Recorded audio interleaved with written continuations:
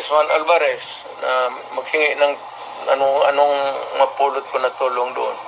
Kung bakit nagkaganon. Kasi si Julieta daw was not a criminal. Alam mo, ang practice, kung ang Congress, ang contempt is not a crime. Yung contempt is just a measure for the orderly conduct of congressional hearings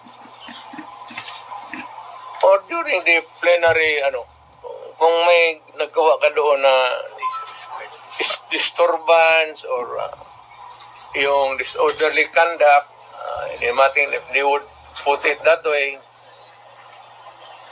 palabas may pa raw na bakit idalhin sa prison correctional kasi